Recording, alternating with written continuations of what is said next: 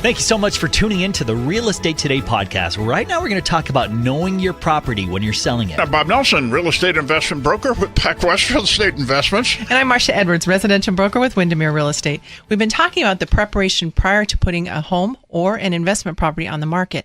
What's critical to understand is that we have very small windows in which to seduce or pull forward the prospect, or they will pass us up. So we've got a quick window to make some decisions as a buyer. We've got a quick window as a seller to impress that buyer. Now, staging from an investment property standpoint is, again, making the landscaping look as good as possible. I mean, just sprucing this thing up. If it has a little bit of a tired image, that's what maybe a fixer-upper buyer is looking for, a value-add buyer. But you know what the value-add buyer is also going to do? They're going to offer you a price discount so that they can fix it up and make a profit off of their energy. Now, on top of that, we need to make sure that the title is in good condition, or I want to see a preliminary title report. I want to see the leases. I want to see the rent roll, and I want to see 3 years of tax returns concerning that property. You're not talking as a buyer yet. You're still talking about preparation for the property. property. But I'm representing a seller in this instance, but getting ready to be able to present to the buyer and have any of the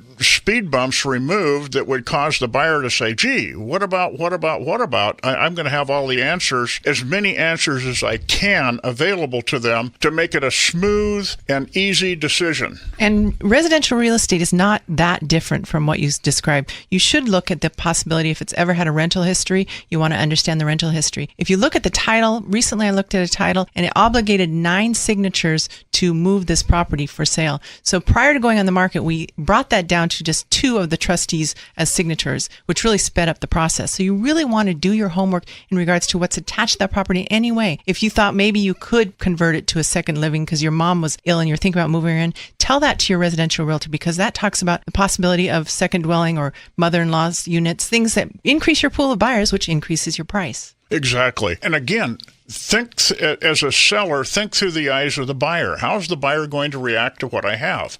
And some sellers say, take it or leave it. And in a market with extremely tight inventory, a low inventory availability, you might be able to get away with that, but you won't get the higher price. Exactly. Optimize this seller's market. I'm Marcia Edwards, Windermere Real Estate. And I'm Bob Nelson, real estate investment broker with Pacwest Real Estate Investments.